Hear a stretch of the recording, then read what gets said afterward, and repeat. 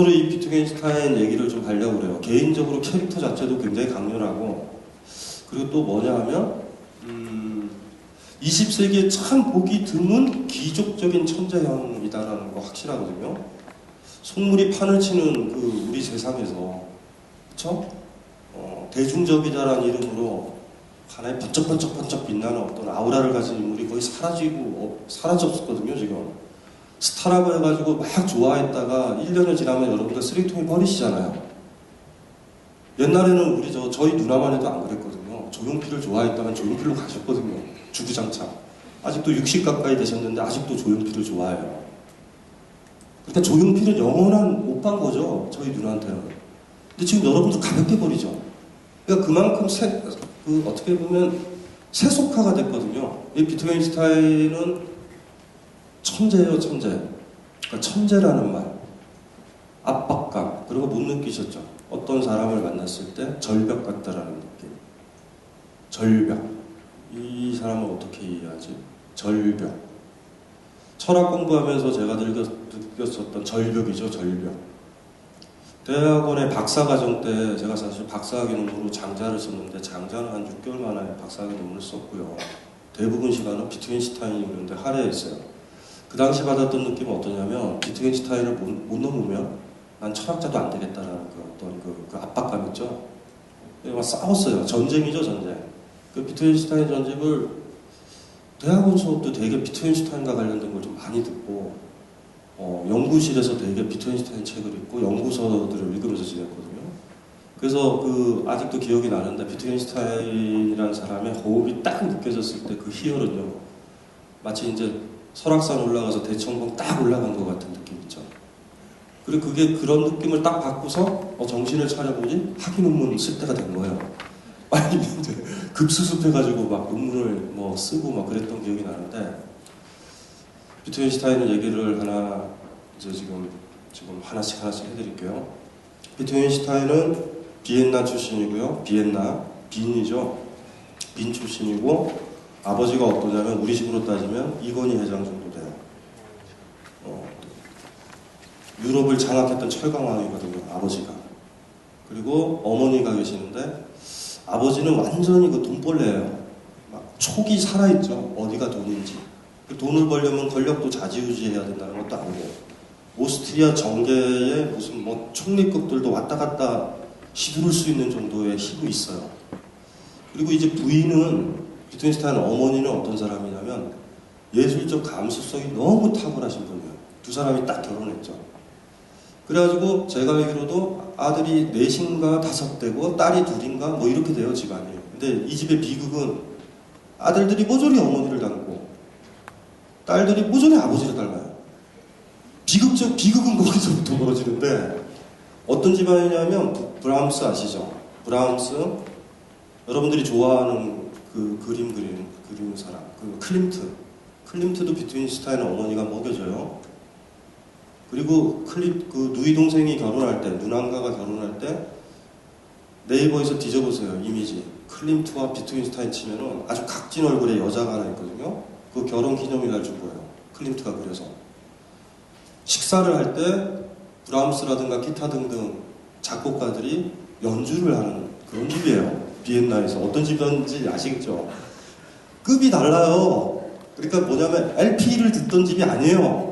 클림트가 와서 그림을 그려주고 이런 집이라니까요. 어느 정도인지 아시죠? 후원을 막 너무 잘한 거예요. 그 비트겐슈타인도 이제 어머니를 닮았다 그랬죠. 아직도 전설적인 게 5살 때 베토벤의 교향곡을 듣고 휘파람으로 전곡을 불러요. 형제들이 음악적 재능은 진짜 탁월했거든요. 그래서 어떻게 되면 첫째 아이는 괜찮죠. 첫째 아이가 괜찮은데 다들 뭐냐면 아버지의 일을 하고 싶지 않은 거예요. 음악을 하고 싶고 예술을 하고 싶은데 돈 버는 건 하고 싶지 않은 거죠. 첫째 형 자살해. 둘째 형 자살하고. 셋째 있죠, 셋째. 셋째는 아버지가 새겨놨거든요. 원래 이제 조선조에도 세자를 쫙 정해놓고 나머지 왕자들 있죠. 왕자들한테는 항상 부탁해요. 놀아라. 주색잡기에 빠져라. 이게 국왕이 원하는 거예요. 정치에 욕심 갖지 마라. 푹 놀아라. 그래서 첫째 아이, 둘째 아이까지는 막 예술 교육이 아니라 경영하는 그 마인드로 가르쳤는데 이제 셋째 아이서부터는 너무 좋은 거죠. 셋째 아이인가 넷째 아이, 비트겐슈타인 위형 때문에 라벨이 작곡한 게 한 손을 가진 피아니스트를 위한 협주곡이에요. 1차 대전 참전했다 형이 한 손이 잘리거든요. 라벨이 작품이에요. 라벨도 비트겐슈타인 집안에서 돈을 좀 받은, 그러니까 비트겐슈타인 집안이 어느 정도 집안인지 아시겠죠? 형도 피아노를 잘 쳤어요. 근데 전쟁에 나와가지고 한 손이 잘리거든요. 그래서 검색을 해보세요. 한 손을 가진 피아니스트를 위한 소나타인가 협주곡인가 뭐 이런 있어요. 그게 한 손만 가진. 형도 피아니스트로 굉장히 유명했던 사람이거든요. 자, 이렇게 돼가지고 이제 일단은 비트겐슈타인 위에 있는 형은 손이 하나 잘렸으니까 오너가 못 되는 거예요. 아니, 막말로 해서 병신이잖아요. 탁탁탁탁탁 제거돼서 정신 차리고 보니 비트겐슈타인 나온 거예요. 깜짝 놀란 거예요. 깜짝 놀란 거. 심각하게 놀랬죠. 비트겐슈타인. 왜 어떻게 해서 이 지경에 왔을까? 자기까지 온 거죠. 그리고 아버지의 저 강력한 자본주의적 탐욕의 프레스를 받으면 자기도 자살할 수 있을 것 같다라는 느낌이 들고요. 아니, 죽었으면 해요, 스스로. 자살 충동이 비트겐슈타인의 하나의 그 핵심적인 거거든요. 유태인 집안이라 자살을 하면 안 되거든요. 그럼에도 불구하고 자살하고 싶다라는. 근데 자살을 하면 안 되죠. 왜냐하면 너무나 많은 형들 2명이 자살했고 막 이런 식이니까. 또 어머니도 있고 기타 등등. 그래서 비트겐슈타인의 평생 소원이 뭐냐면 자살 안 하고 빨리 죽는 거예요. 미리 얘기를 하면 1차 대전 때 참전해서 비트겐슈타인은요 무고문장을 2개를 받아요. 전쟁이 딱 벌어지면 제일 앞에 칼 들고 총 들고 진격하죠. 부대가 전멸을 해서 3명 살아남을 때 비트겐슈타인은 거기 꼭 껴요. 그래서 무고문장을 하나 또 받죠. 무고문장 2개 받아요. 철학자 중에 무고문장 받은 사람은 없거든요. 그러니까 전쟁터에서 왜 막 달려가냐면 상황 자체가 자기 원하지 않은 방향이죠. 다시 얘기로 돌아오면 그래서 아버지가 딱 봐니까 이제 남은 아들은 안 하죠. 쟤한테 제가 왕인 거예요. 이제 나중에 왕이 돼야 돼. 비트겐슈타인 철강 제국의 왕이 돼야 되거든요. 근데 아버지가 결단을 내린 거예요. 비엔나가 내 아들들을 다 죽였다. 이 비엔나의 예술적 분위기가.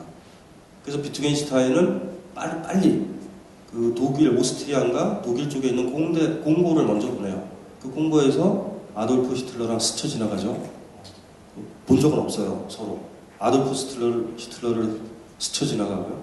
그 다음에 어떻게 되냐면 어쨌든 독일이나 이 비엔나적 분위기를 벗어나기 위해서 어디로 보내냐면 영국으로 보내요. 맨체스터 공대 항공공학과.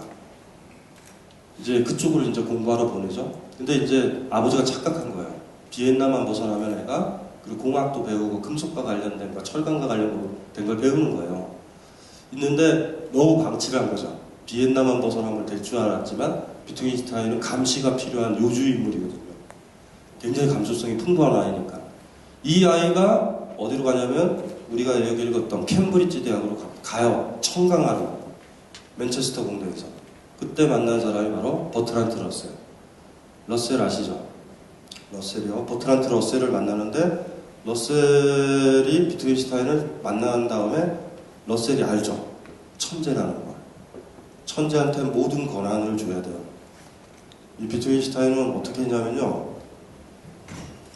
러셀이 연구실에서 그거 이렇게 책 읽고 있었을 때 문 열고 들어가는 친구예요. 그냥 문 열고 들어가서 소파 있겠죠. 교수는 여기서 일하고 있고 러셀 책 보고 있을 때 비트겐슈타인 들어가서 그냥 응접실에 앉아요.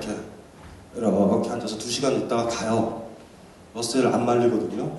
왜요? 천재니까. 깊은 뜻이 있을 거란 말이에요. 러셀은 그 당시 굉장히 유명했던 세계적인 철학자예요. 러셀이 딱 봐도 비트겐슈타인은 천재예요. 우리가 어떤 사람을 만날 때, 저도 그러는데 어떤 사람을 딱 만날 때 저 사람의 마음을 헤아릴 길이 없다 그러면 압도돼요. 내 속은 너무나 빤히 보이는데 난 저 사람 속을 모를 때 통제 못해요. 그런 사람 만나본 적 있나요? 주눅들 정도로. 그러니까 뭐라 그러냐면 이런 느낌이요.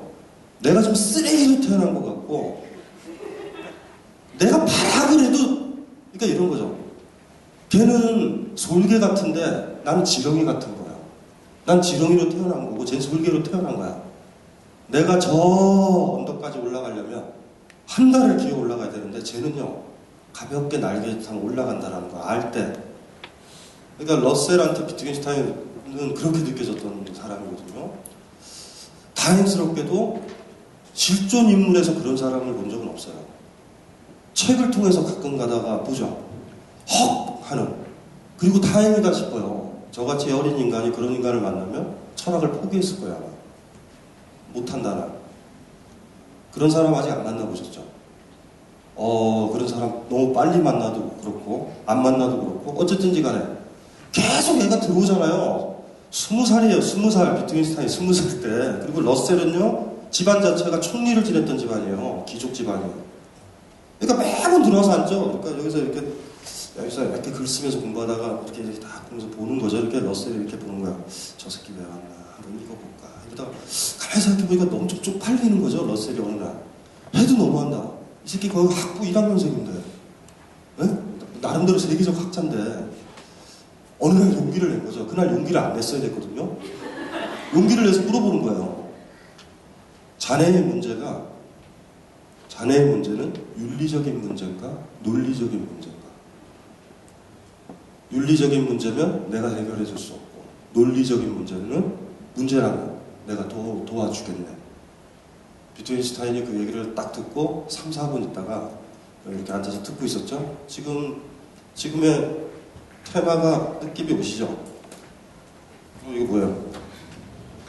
이건 아닌데? 한 번 쓰고 영원히 못 쓰는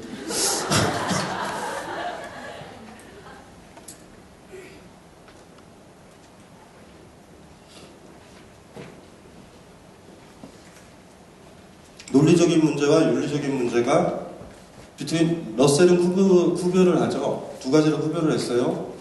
자네의 문제가 논리적인 문제면 내가 해결을 해주고 윤리적인 문제면 내가 해결이 안 되네. 비트겐슈타인이 여기서 제가 그랬잖아요. 그 얘기를 안 했어야 됐어요. 여기 딱 앉아있다가 비트겐슈타인이 3, 4분 만에 조용히 일어나더니 러셀을 딱 천재의 그 강력한 아우라로 쳐다보는 거죠. 그런 느낌이죠. 속으로는 러셀, 당신은 헛발질했어. 이 느낌으로 딱 보면서 한마디예요. 선생님, 논리적인 문제와 윤리적인 문제는 같은 문제입니다. 나가요. 그때 러셀이 알죠. 실수했다. 가만히 있을 거야. 요게 비트겐슈타인을 이해하는 하나의 방법이에요. 논리적인 문제와 윤리적인 문제가 같은 문제다. 요게 이제 비트겐슈타인이나 언어에 대해서 얘기할 때, 우리가 지금 오늘 언어에 대해서 얘기하죠. 언어에 대해서 얘기할 때 쓸데없이 다 넘어가지 말고요. 비트겐슈타인은 우회하면 안 돼요. 그러니까 언어를 생각할 때 비트겐슈타인은 항상 들어가야 되니까, 자, 논리적인 문제와 윤리적인 문제가 같다라는 건데, 1 더하기 1은 얼마예요? 2죠. 2782 곱하기 36이면. 제가 모르겠습니다. 1 더하기 1은 2죠. 인생은 그렇게 안 돼요. 1 더하기 1이 3도 되고요. 7도 되고요. 8도 되고요. 9도 되죠. 어떤 사람과 같이 있었을 때 나 기쁘고 저 사람 기쁨이 2가 되는 게 아니라 기쁨이 100이 될 수도 있고요. 제가 무슨 얘기 하는지 알죠? 인생은요, 논리적이지 않아요. 이게 이제 우리의 문제거든요. 1 더하기 1은 2죠. 1 빼기 1은 0이에요. 가장 유아적이고 유치하고 세상 살기 힘들면 수학과를 가시면 돼요. 가장 퍼펙트한 세계예요. 내가 이만큼 해줬으면 저 사람이 이만큼 해줘요? 없어요, 그런 거. 나는 죽을 때까지 저 사람한테 해주기만 해.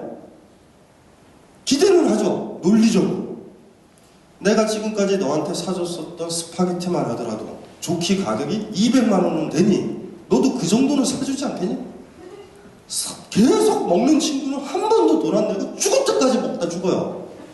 나는 죽을 때까지 계속 걔만 사줘. 그런 느낌 없어요? 인생이 그렇거든요. 왜 내가 사랑한 만큼 너는 안 해줘요? 내가 너한테 인풋 50 했으면 너도 인풋 50은 와야 되죠. 얘는 블랙홀도 아니고 내가 사랑을 주면 꼬르륵 흔적 없이 사라져요. 제가 언뜻 얘기를 드렸죠. 수학적 세계요. 수학적 세계처럼 되면 참 좋단 말이에요. 세계가. 노력한 만큼 될 것 같아요. 인생이. 바보들만 알아요. 바보들만. 노력한다고 안 돼요. 노력 안 한다고 안 되는 것도 아니에요. 그렇게 되면 안 되는데 우리의 꿈들 있죠. 열심히 하면 된다. 그쵸? 꿈이죠. 돌아보시면 그렇게 안 된다라는 거 알 거예요. 뭐지? 어디서 잘못됐지? 인간한테 논리적이고 논리적이다 하는 거는 정확하게 수학적이라고 생각하시면 돼요. 내가 너를 이만큼 사랑했으면 쟤도 이만큼 사랑하고, 내가 내 아이를 이만큼 사랑했으면 아이도 엄마를 이만큼 사랑해야 되는데 그렇게 안 된단 말이에요. 그리고 너 기쁘고 나 기쁘고 우리 둘이니까 기쁨 곱하기 2가 아니라 너 기쁘고 나 기쁜데 기쁨이 100배가 될 수도 있고 기쁨이 없어질 수도 있어요. 너무 혼자서 기뻤거든요. 그래도 저 사람도 막 기뻐서 왔는데 얘랑 얘기하다 보니까 기쁨이 소멸될 때도 있어요. 그럴 때 있죠. 그럴 때 있을 거예요. 그게 에티카라는 영역, 우리 그 삶의 영역이 그렇거든요. 우리 머릿속에서는 퍼펙트하게 우리가 했던 것만큼 1 더하기 1은 2가 되고 그렇게 돼야 되는데 그렇게 되지 않아요. 수학적으로 안 돼요. 사실 러셀이 얘기한 게 맞는 거죠. 논리적인 문제와 윤리적인 문제는 다른 문제예요. 그런데 비트겐슈타인은 저걸 같이 추구하죠. 저게 우리가 비트겐슈타인을 이해하는 가장 좋은 방법들 중에 하나죠. 저게 왜 같다라고 그랬을까? 비트겐슈타인 테마 중에 하나, 요거는 지우고,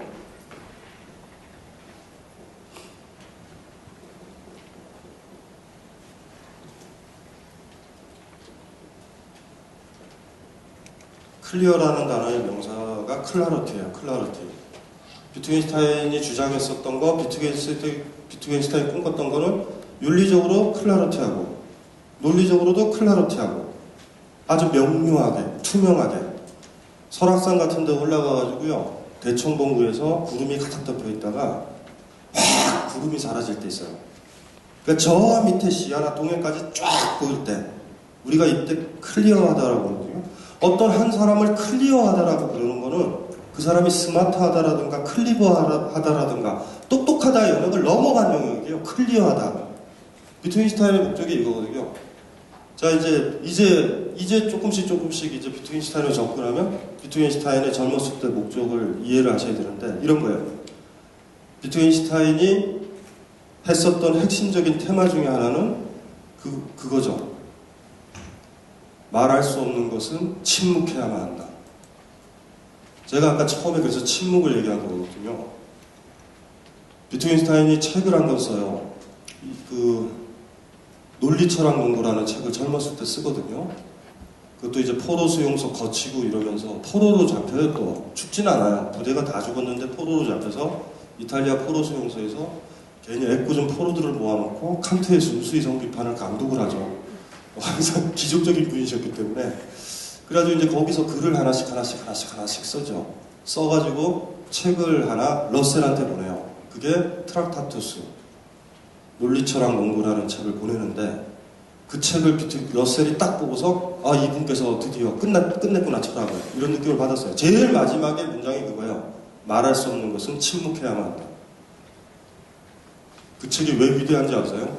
그 책 전체는 말할 수 있는 것만 써 있어요. 이것만 말하라고. 여기를 제외하고는 입 닥치고 살라고. 야심찬 책을 하나 쓴 거죠.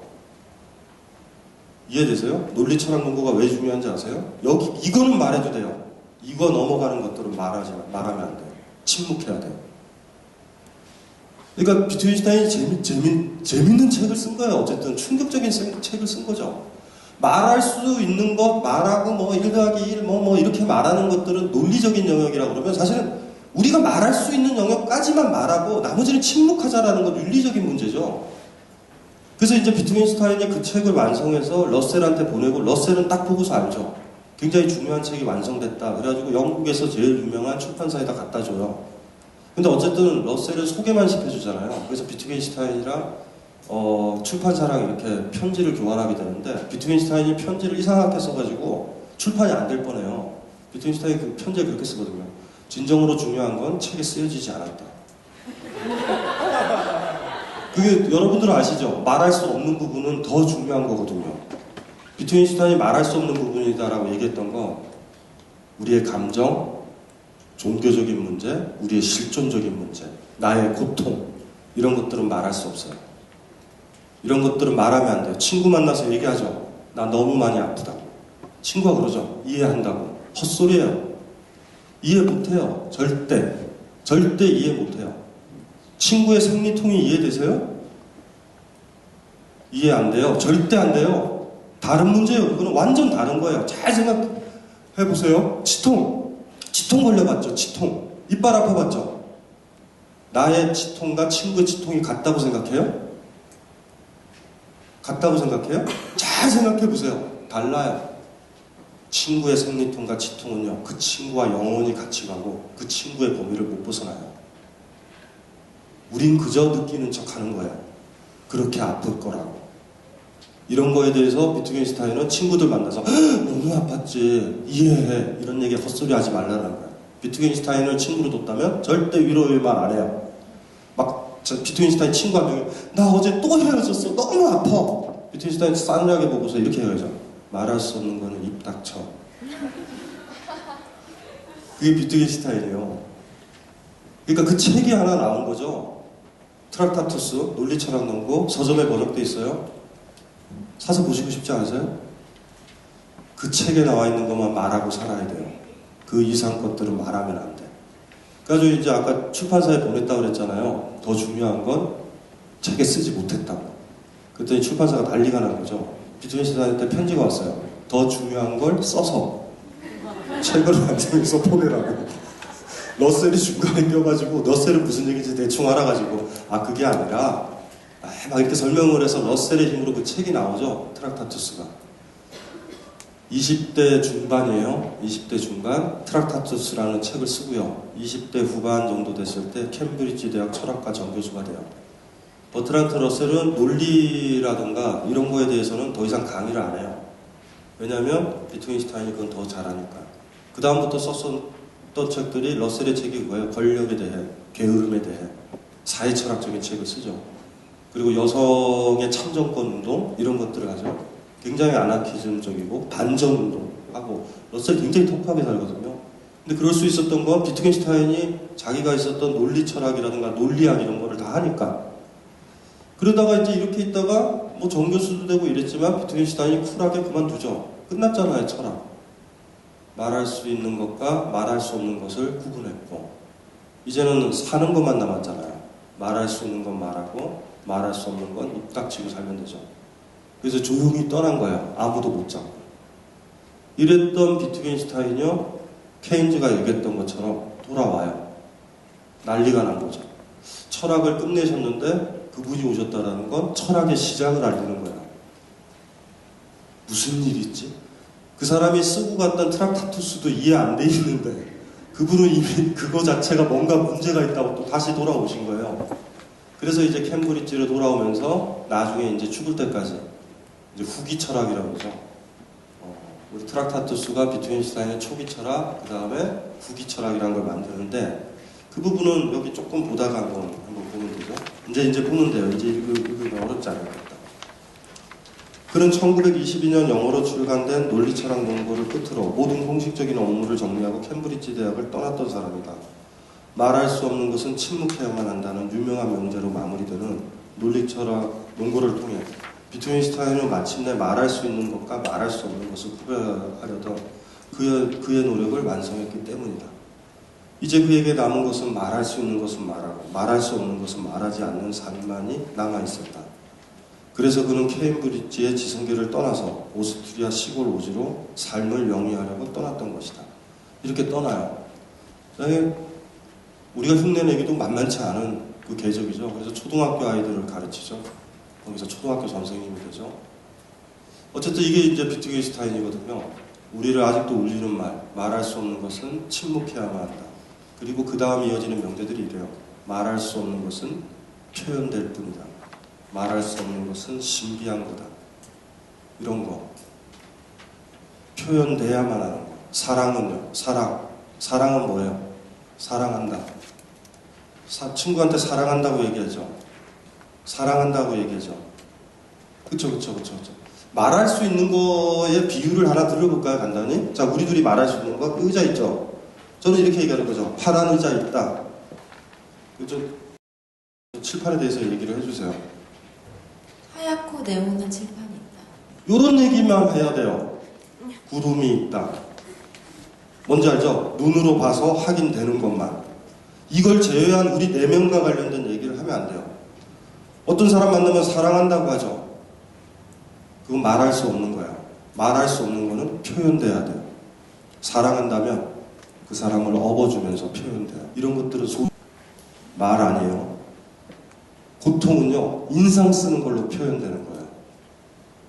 나는 고통스럽다? 이런 문제가 아니라 우리한테 소중한 것들은 되게 겉으로 드러나고 행동으로 보여져야 되는 것들이에요. 이런 것들은 소중한 것들이거든요. 아까도 했죠. 인간의 고통, 인간의 감정, 모든 것들은요, 표현돼야 되는 거예요. 말할 수 있는 게 아니라. 여기 연극하시는 분들 표현하죠, 무언가. 무언가 표현하죠. 말하지는 않죠, 그거에 대해서. 여러분들이 어떤 문학이나 예술 작품들 보면 표현되죠.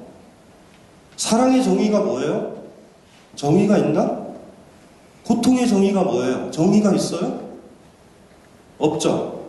하지만 우리 눈으로 확인될 수 있는 이런 것들은 다 말할 수 있거든요. 기차가 지나간다. 누가 있다. 남자가 있다. 이런 것만. 얘기하지 않기. 드러내기. 비트겐슈타인 스타일은 어떤 여자를 만나면 사랑해 라고 얘기하지 않아요. 그냥 그저 그 사람의 짐을 들어줘요.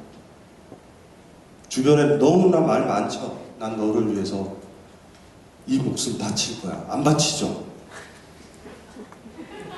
나는 당신을 위한다라는 말에 속죠. 그런 것들은 그 내면은, 그 감정은 다 드러나야지 돼요. 그것이 신비한 거다. 그렇게 얘기하거든요. 비트겐슈타인의 그 후반부의 트락타투스에는 이제 그게 드디어 나오는 거죠, 본격적으로. 그래서 어떻게 얘기해보면은, 그렇게도 구별해도 돼요. 이렇게도 봐도 되겠다. 어차피 그때 비트겐슈타인이 조금 좀 갑갑하죠? 그쵸. 제가 지난주, 지지난주까지 얘기했던 강의랑 좀 다르죠. 그건 왜 그러냐면, 비트겐슈타인은 좀 달라요. 그리고 항상 비트겐슈타인 강의하다 보면 압박감이 항상 이렇게 밀려와요.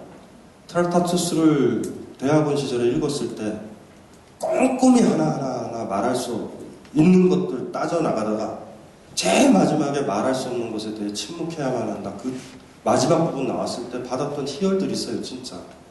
엄청 무시무시한 작업을 하는구나. 우리랑은 다르구나. 제가 그래서 첫 모두에 그랬잖아요. 입 닥치고 살 때, 입 닥쳐야 될 때 입 닥치라고. 누구한테 사랑 표현하고 사랑한다고 얘기하지 마세요. 진짜로. 이렇게 얘기해도 될걸요? 사랑이다라는 말은, 사랑해라는 말은 딱 한 번만 쓸 수 있어요. 프로포즈 할 때 딱 한 번.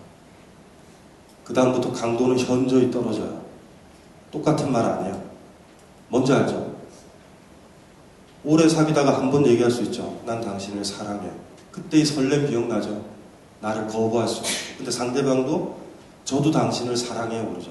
그로부터 20년이 흘러서 아직도 사랑해라고 쓰고 있지만 그 사랑해는 사뭇 다르죠. 강도가 현저히 떨어져 있어요.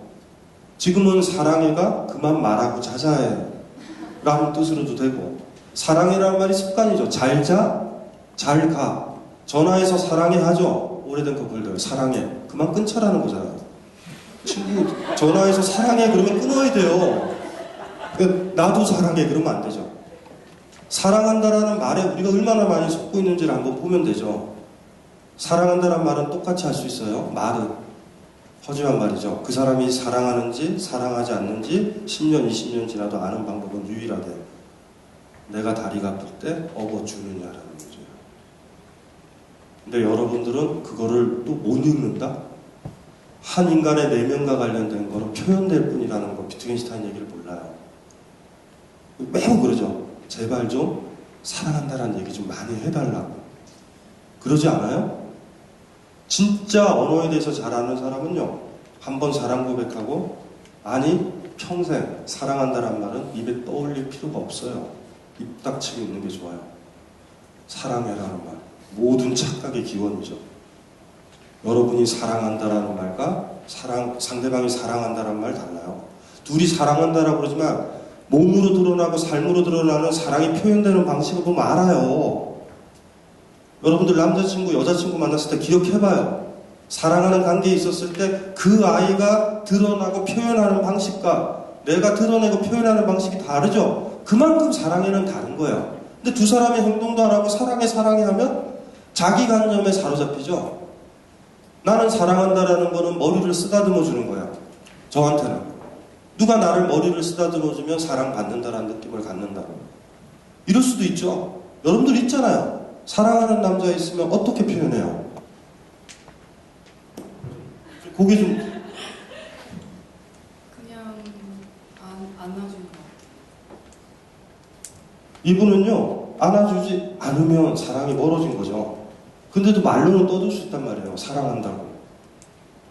여러분들 한번 더듬어 보세요. 사랑이라는 감정이 있었을 때 나는 어떻게 표현되는지 보시면 세계의 모든 사람이 다 다르다고요. 비트겐슈타인의 그 얘기가 그런 얘기예요. 말할 수 없는 것은 침묵해야 되고 말할 수 없는 것은 신비한 거고 그거는 드러날 뿐이다. 표현될 뿐이다 그래요. 익스프레스라는 표현이죠. 표현돼서 드러나는 거예요. 삶에서 행동으로 드러나는 거예요. 이게 비트겐슈타인, 여러분들 그냥 떠들잖아요. 사랑해, 좋아해, 존경해. 막 떠들죠. 후배들이 막 여러분한테 얘기하죠. 나는 선배 좋아해요. 하지만 얘가 나한테 표현하는 건 하나도 없어. 딱 하나, 존경해요만 있어요. 그 말이라도 필요하다라고 그렇게 절절하게 하는 사람도 있어요. 그 말 하나 듣고 싶어서. 사랑해라는 말. 제 개인적인 거요. 지금 이제 46세니까 얼마나 20살에서부터 막 사랑하는 여자들이라고 있어요. 그러고가 말았겠어요. 그렇죠? 쭉 시간이 지나보면 그런 생각이 많이 들어요. 참 각자가 각자의 생각 속에 있었다라는 생각, 돌아보면. 우리가 사랑한다? 함부로 얘기하죠. 지금은 그래요. 지금은 누군가를 만나도 죽을 때까지 그 사람에 대해서 사랑한다는 말 안 써요. 그럴 때 옛날 그런 경우 있어요. 그거를 좀 빨리 알았는데, 그래서 어떤 여자를 이렇게 만나서 좋은 관계로 지냈을 때 사랑한다는 말을 안 쓰는데 그 여자가요. 그 여자아이가 저보다 한 5살 어렸었던 여자아이인데 그 여자아이는 자꾸 그러죠. 오빠, 나 사랑하지 않아요? 얘기 안 했어요. 사랑한다는 말. 안 한 이유는 또 뭔지 아세요? 예전에 썼었던 말이거든요. 못 쓰겠더라고요. 사랑한다는 말을 못 쓰겠어요. 그냥 그저 손잡아주고 뭔지 아시겠죠? 근데 나중에는 그것 때문에 헤어졌어요. 나를 사랑하지 않는다라는 거예요. 자꾸 내 손만 잡으려고 하고 나만 껴안으려고 하고 나를 이용한다라고 생각하는 거예요. 사랑하려고 안 했다고. 이게 오해가 나중에 또 되더라고요. 오해 가능할 것 같아요? 남자친구가 있는데 사랑한다는 말을 안 해. 매번 와서 키스는 하고 손도 잡고 같이 영화도 보고 식사도 해요. 그리고 여행도 가끔 가고 이래. 그래서 언제 사랑한다는 말은 안 해. 그럼 느낌이 어때요? 미친놈.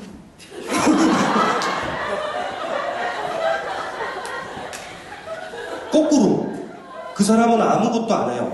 하지만 있죠. 아침에 일어나서 만날 때마다 사랑해. 내가 자기를 얼마나 사랑하는지 알지. 저녁에도 문자 보내요. 사랑해 하고 하트 한 10개 날리고. 이거를 10년간 하면 사랑이란 느낌 오죠? 오죠? 안 와요? 이런 문제예요. 사랑이라는 감정으로만 집중해도 돼요. 비트겐슈타인이 말이 맞는지 고민을 해보셔야 돼요. 말할 수 없는 것은 침묵해야 돼요. 우리 내면과 관련된 건 다 침묵해야 돼요. 그거는 보여질 뿐이에요. 비트겐슈타인은 오스트리아 초등학교 가서 사랑의 원리로 애들을 때려요. 엄격한 선생이었거든요. 말할 수 없는 걸 침묵해야 되는데 말할 수 없는 걸 떠들 때 아이들을 때려요.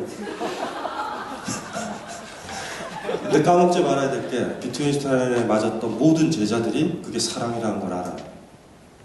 그런데 나중에 학교에서 쫓겨날 때는 학부모들이 오지니까 아이들이 초등학교만 다니고 농사 짓기를 원했는데 비트겐슈타인이 그렇게 가르친 거예요. 너희들 지성인이 될 수 있다. 대학 가도 된다. 해도 된다. 뭔지 알죠? 그러니까 학부모들이 모여가지고요. 애들을 때린다고 비트겐슈타인을 공격하죠. 근데 비트겐슈타인 제자들 중 누구도 폭력을 나한테 행사했다라는 느낌보다 나를 가르쳤다는 느낌. 저도 아직 학창시절 생각나거든요. 지가 스트레스 받아가지고 때린 선생과 나를 아껴서 때린 거에 구별은 알아요, 저는. 여러분들도 알죠? 어제 분명히 아버지랑 있죠. 내 집 부인이랑 싸우고 나서 약간 술 기운이 있어서 나를 때리는 것과 내가 개예요? 지나가는 개인데 한 대 뻥 차는 듯한 느낌이 드는 거랑 얘를 때려야만 된다라고 해가지고 저 중학교 때 같아요. 물상 선생님이 저 때렸을 때 물상이라고 그랬어요. 저희 물상. 물상도 참 그렇다. 그렇죠? 어쨌든 그래요. 비트겐슈타인이 가졌었던 결론들은 그거죠. 우리의 내면적인 것, 우리 내면과 관련된 것들은 말할 수 없다. 말을 한다? 아까 그랬잖아요. 앞에 분은 저한테 그러면 미친놈이다. 그게 사랑이에요. 앞으로는요. 정직하지 않아요? 과거에 A라는 여자한테 사랑이라는 말을 썼기 때문에 못 쓰는 남자의 심정을 아세요? 네? 저를 못 써요. 그 이후에. 최소한 비트겐슈타인을 읽었던 사람인데. 못 쓰겠어요, 그 단어를. 오염되어 있는 단어. 질문 있어요? 네. 선생님이 사랑은 그 사람이 원하는 걸 해주는 거라고 하셨잖아요. 네. 너무 원하면 자기의 주장을 굽힐 수도 있는 거죠. 너무 원하면요? 그 사람. 그쵸. 아프게 할 수는 있어요. 아프게. 말할 수 없는 건데 말을 하도록 얘가 압박을 가한다. 네가 오라니? 아무 의미도 없는 말인데 하지만 해주리라. 사랑해. 이런 거예요. 어때요? 아니 해줄 수 있어요. 그렇게 듣고 싶은데 해줄 수 있어요. 그런데 사실은 그 관계라고 그러면 이런 생각이 들 것 같아요. 그게 비트겐슈타인이라면 이 여자가 의외로 깊이가 없다. 몰랐단 말인가? 또 내가 잘못 봤단 말인가? 여자를 내가 사랑을 다 표현했는데 말을 하라고? 쓸데없는 짓을 했다. 다 표현하지 말고 말만 할 걸. 앞으로 그런 남자를 만나면요. 미친놈이나 나쁜 놈이라고 그러면 안 돼요. 한번 생각해보세요. A라는 여자 만나서 사랑해, B라는 여자 만나서 사랑해, C라는 여자 만나서 사랑해 라고 외치는 남자가 좋으세요?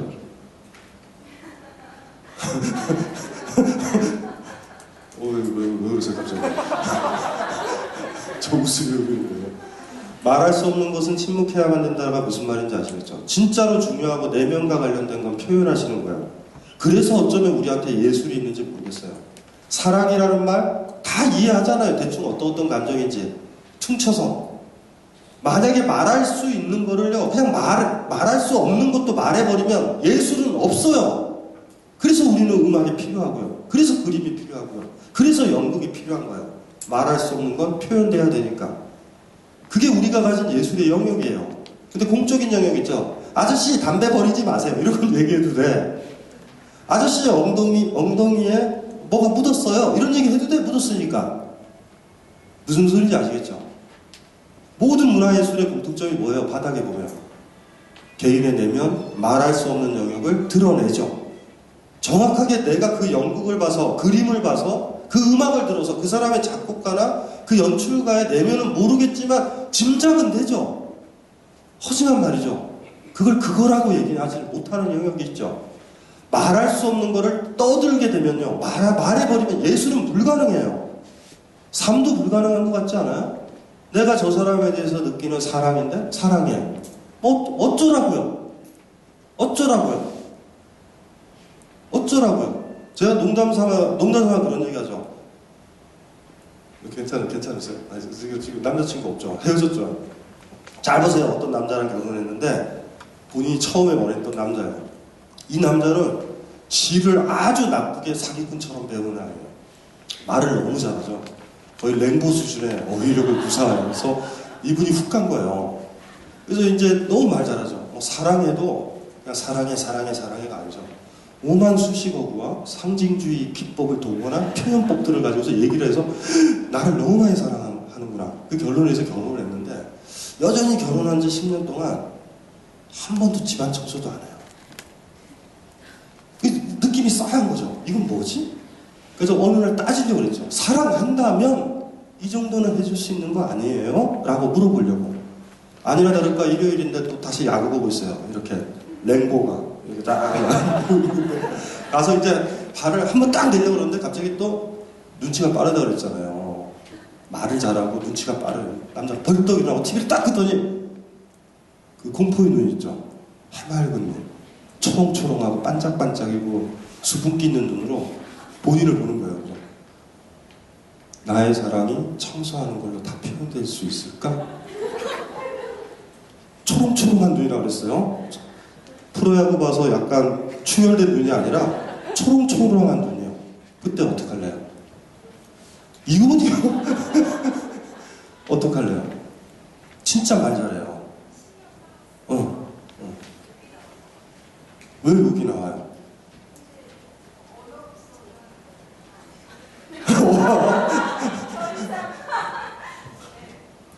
아니에요. 10년 동안 똑같이 사랑한다라는 표현을 쓴 적은 없어요. 이번에는 더 강하게.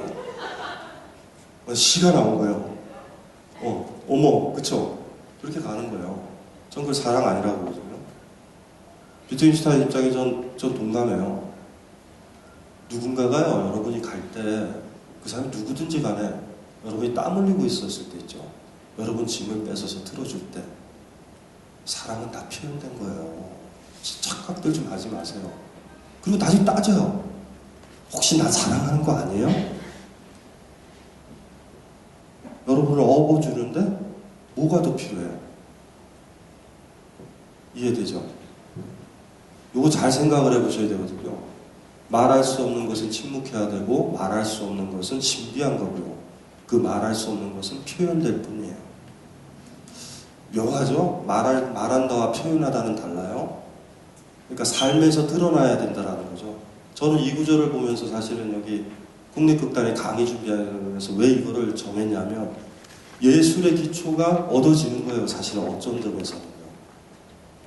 예술이요. 예술이 뭔지, 연극이 뭔지, 음악이 뭐였는지 고민해봐야 될 것들. 그렇죠? 다 보여줬는데 물어봐요. 너 나 사랑하는 거니? 라고. 막 누군가가 제가 그랬는데 그렇게 물어보면 저는 그럴 거예요. 아니, 난 널 사랑하진 않아. 하고 또 매일 짐을 들어줄 거예요. 어때요, 그러면은? 그런 남자를 만났어요. 사랑한다고는 안 해요. 아프다고 그러면 와 있어요. 이상한 약이라도 들고 와서. 그래가지고 물어보는 거죠. 또 물어보는 거예요. 20년째. 혹시 나 사랑해요? 그럼 그 사람은 또 이렇게 얘기하는 거죠. 아니, 사랑하진 않아. 뭘 요구하시는 거예요? 그럴 때. 헷갈리죠? 헷갈리기 시작했어요? 아니, 명료해지셨나요? 사랑이 뭔지? 사랑이 뭔지 명료해지셨어요? 말할 수 없는 거다라는 거? 명료해지셨어요? 네.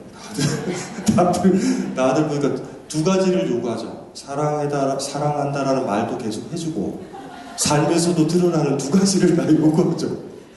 그런데 말이죠. 착각하지 마세요. 입을 떠드는 순간은 행복 표현하는 순간은 아니라는 거. 까먹지 마셔야 돼요. 두 가지를 어떻게 같이 가지고 왔냐고. 잘 생각을 해보셔야 돼요. 그쵸? 비트겐슈타인이 돌아왔다고 그랬죠. 이제 말할 수 없는 것에 대해서 침묵해야만 하고, 말할 수 있는 것만 말하자라는 책을 썼는데, 오스트리아로 갔다가 애들도 패고 뭐 이러면서 파란만장하게 살다가 갑자기 쿨하게 들어오는 거예요. 캠브리지로. 뭐냐면 기본 테마가 변한 건 아니에요. 말할 수 없는 것은 침묵해야만 된다? 이거는 원칙은 맞아요. 그런데 말할 수 있는 것을 잘못 정했다라는 생각 때문에 다시 와요. 왜냐면 이건 중요한 문제거든요. 지금 뭐 비트겐슈타인 도식은 단순하잖아요. 이게 전체 집합이면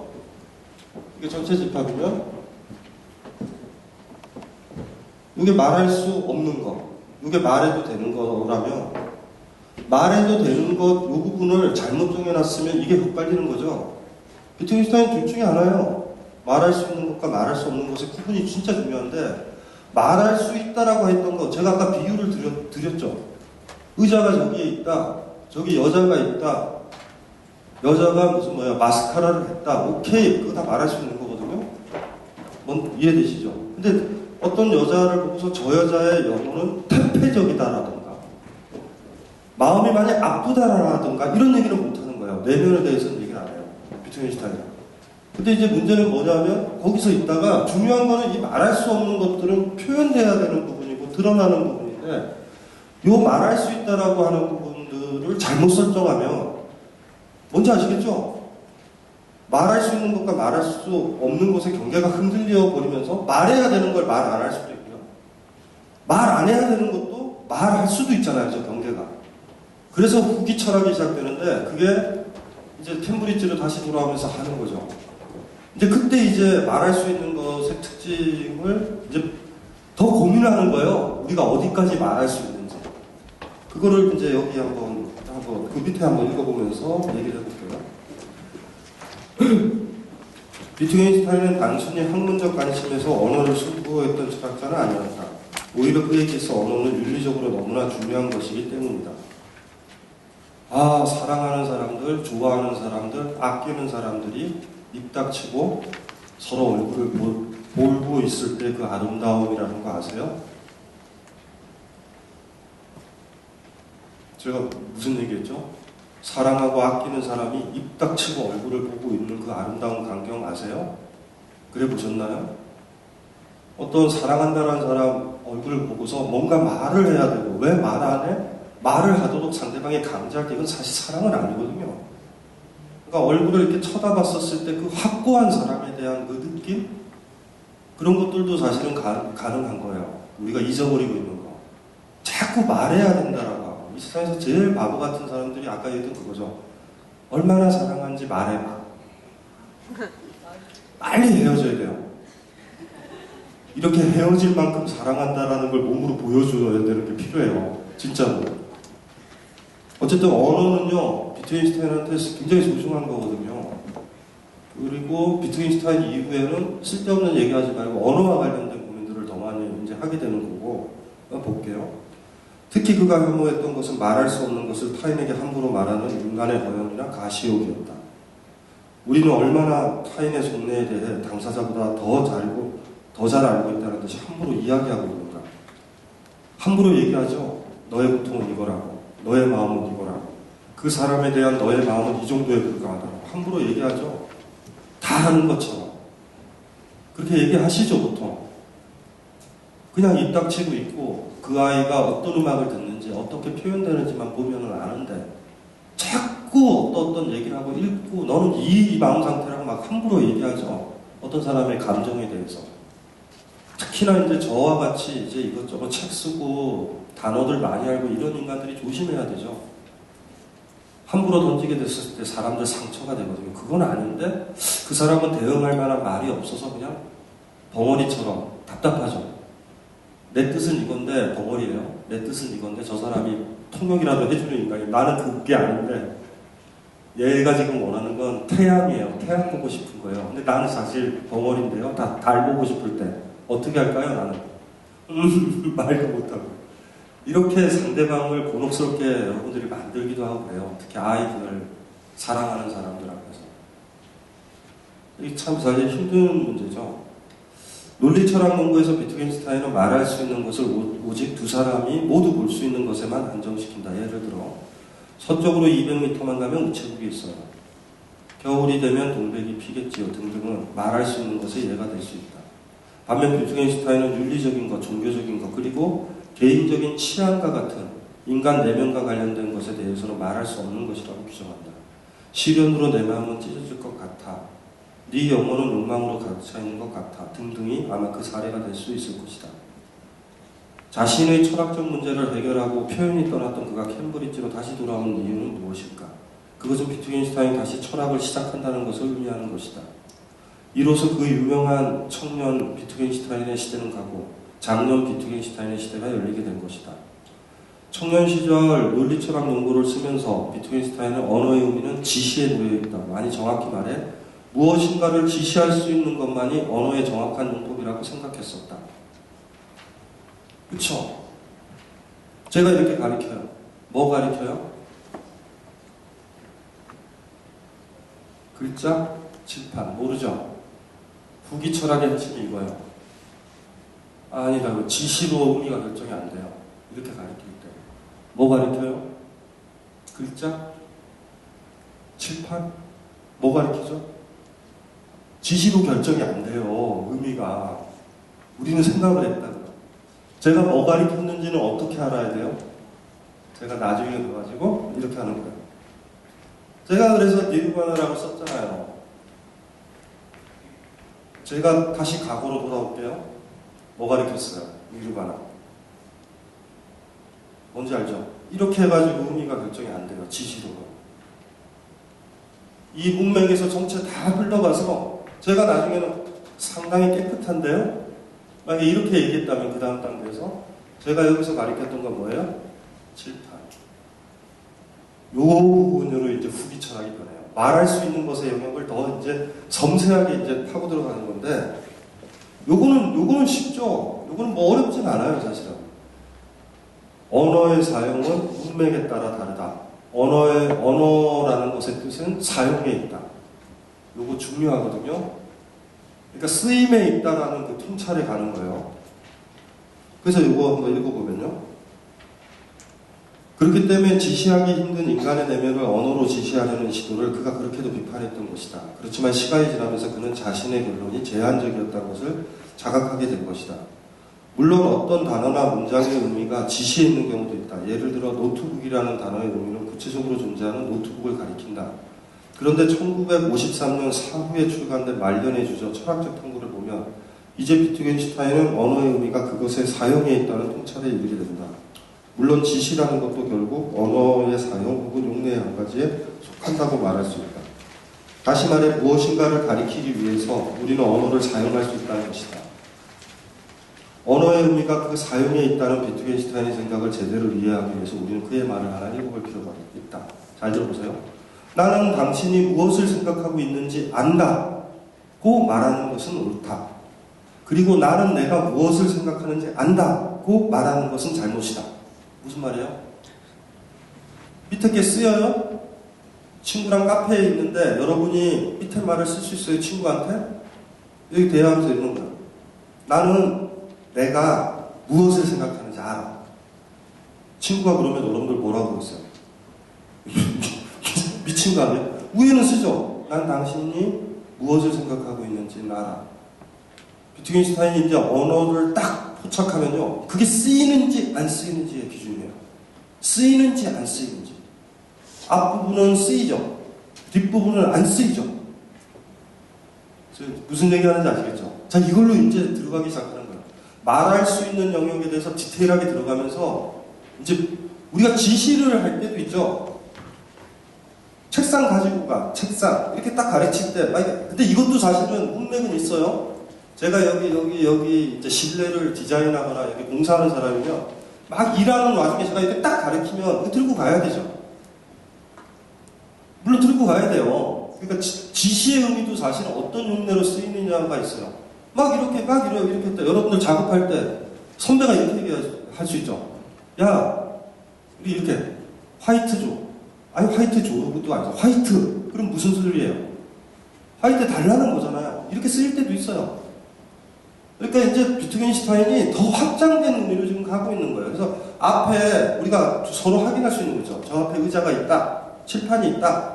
이런 것보다 더 확장된 거고 우리가 얘기했었던 그런 것들도 후기에 말할 수 있는 거 영역에 들어가니까 앞에 거 까먹어도 돼요.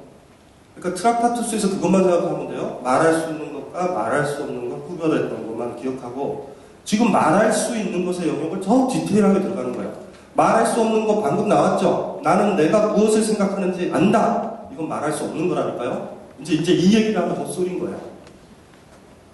그 밑에 한번 보면요. 이런 거죠. 조금 난해하다고 느껴지는 구절이다. 아무리 생각해 보아도 나는 내가 무엇을 생각하는지 안다라는 말은 아무렇지 않게 사용할 수 있을 것 같은 느낌이 들기 때문이다. 여기서 논점은 결국 나는 뭐뭐를 안다는 표현이 어떻게 사용되고 있는지와 관련된 것이다. 정말로 우리는 나는 내가 무엇을 생각하는지 안다라는 표현을 사용했던 적이 있을까? 친구 앞에서 혹은 애인 앞에서 이런 표현을 사용하신 적이 있나?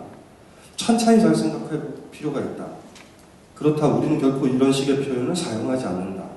물론 억지로 흉내를 내서 그렇게 사용할 수는 있다. 그럴 경우 이 말을 들은 상대방은 아마도 고개를 갸우뚱하면 우리를 당혹스러운 눈으로 쳐다보게 될 것이다.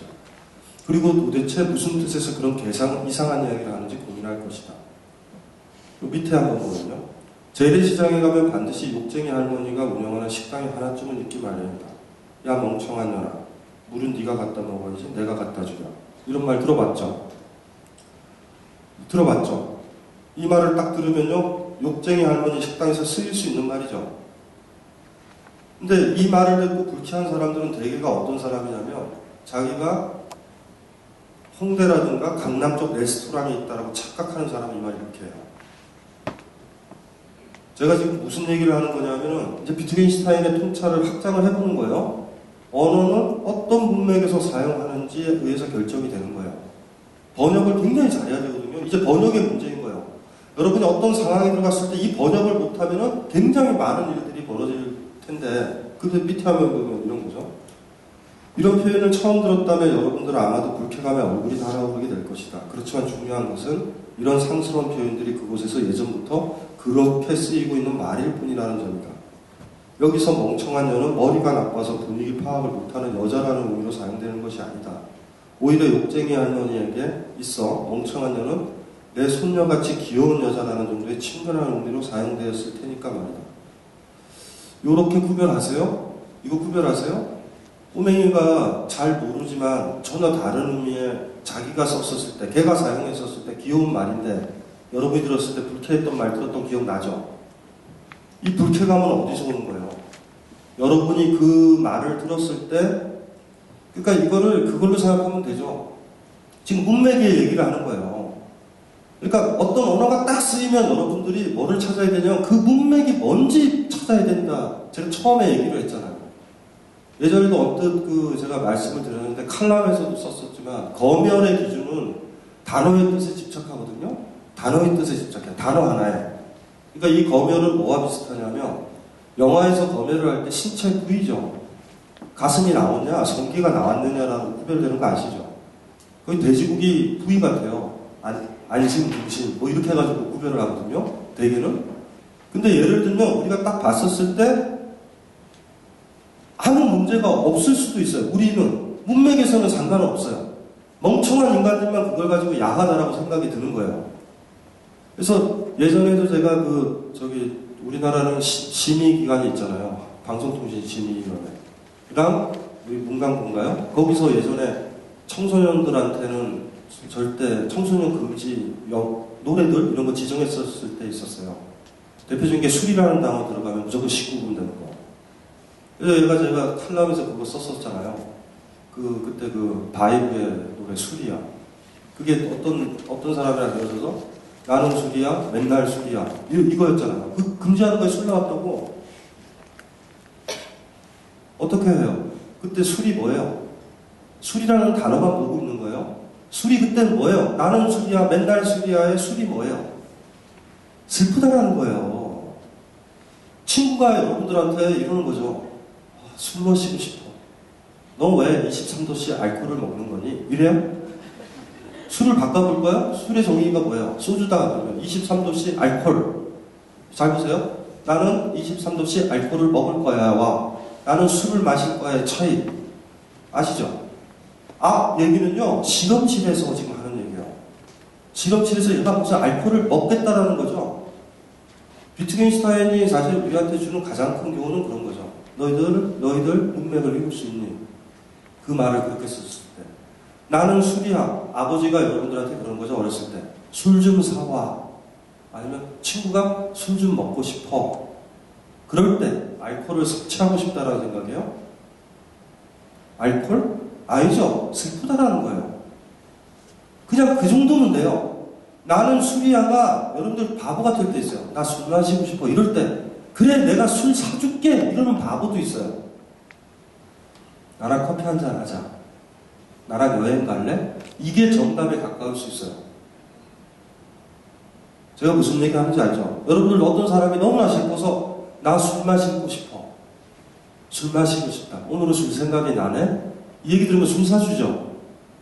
멍청한 거예요. 포인트가 그게 아닌데 술 마시고 싶단다? 술 사줘야지. 그 다음 순서가 뭐예요? 자, 얘기해봐.